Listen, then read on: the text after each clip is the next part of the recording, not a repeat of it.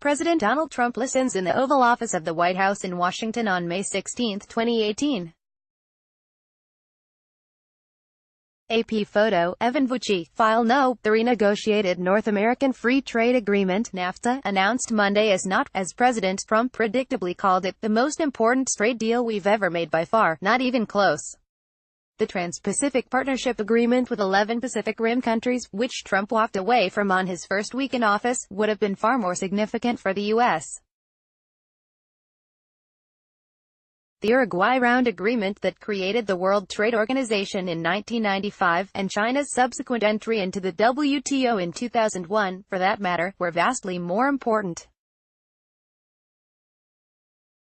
The new NAFTA's economic impacts are likely to be minor in comparison because of the already deep cross-border trade ties in North America. But the hyperbole should not detract from the president's accomplishment. He has succeeded in refashioning the agreement, ironically, in ways that have long been demanded by many Democrats and those on the labor left. Robert Lighthizer, the U.S. trade representative who negotiated the deal, has said, to much skepticism, that he wants to refashion U.S. trade policy to return to the days where there was a substantial majority of people in both parties that voted for these trade agreements, despite the confrontational and sometimes ugly way in which it was achieved, with tariffs and the threat of more against Canada and Mexico. The new NAFTA could be an important step in that direction. Story continued below to understand why. A little history is needed. U.S. organized labor and the Democratic Party were strong supporters of free trade well into the 1960s. They turned against trade liberalization for one big reason: they feared, with good cause, that lowering trade barriers and easing investment rules would result in a flight of investment chasing lower wages in Mexico, China and other developing countries. As the AFL-CIO's legislative director, Andrew B. Miller, put it way back in 1967, when U.S. companies like RCA were just starting to dip their toe into manufacturing in Mexico, the U.S.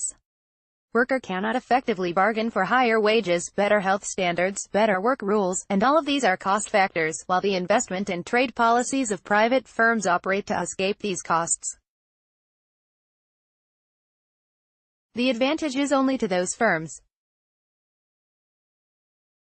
This does not necessarily benefit the United States. What B. Miller was foreshadowing, of course, was what third-party presidential candidate Ross Perot would call in 1992, the giant sucking sound of U.S. jobs moving to Mexico chasing lower wages.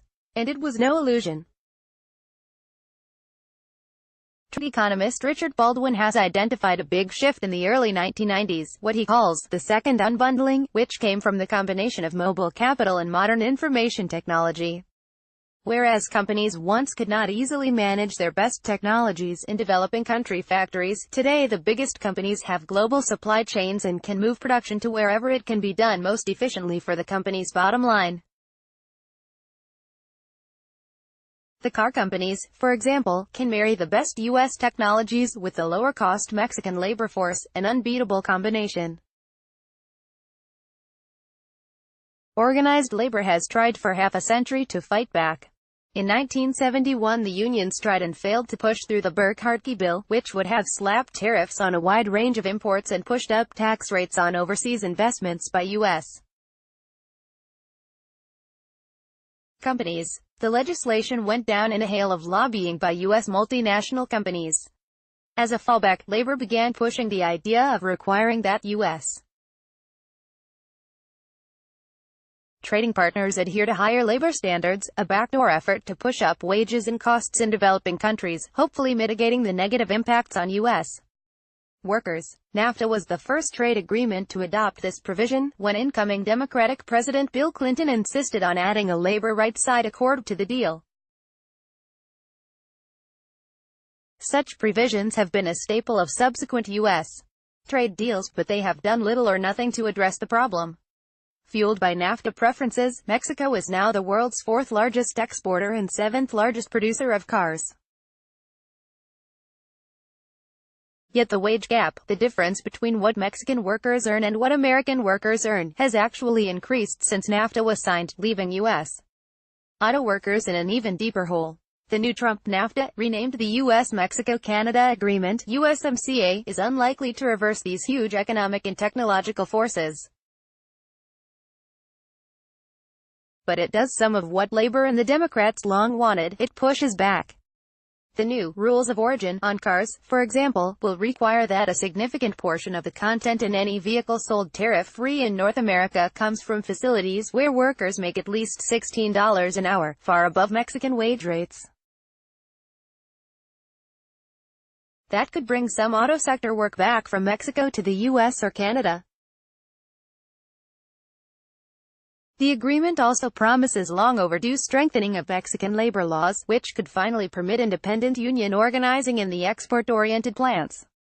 And it weakens or eliminates so-called investor-state dispute settlement (ISDS) provisions, which have long been criticized by organized labor.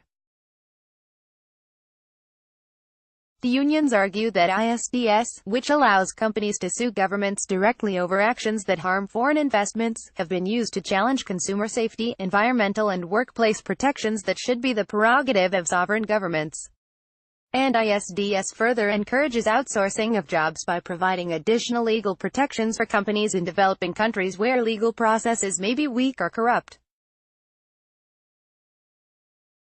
All this may be too little to get the unions and a majority of Democrats on board with the New Deal.